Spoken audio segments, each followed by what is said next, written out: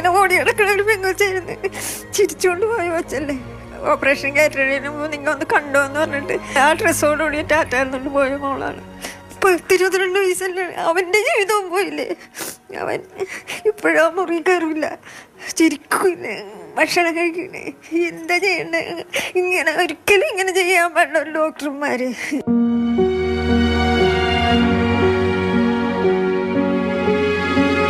1.5 വർഷം മുമ്പ് വിവാഹിതരായതാണ്.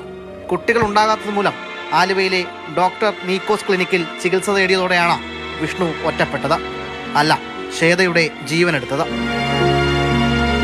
അവർക്ക് ഇൻഫെക്ഷൻ്റെ കാര്യങ്ങളുള്ള കാര്യങ്ങൾ പറഞ്ഞിരുന്നതാണ്. പക്ഷെ അതൊന്നും അവരന്ന് വിലക്കെടുത്തില്ല. അവരന്ന് പറഞ്ഞത് മെഡിസിൻ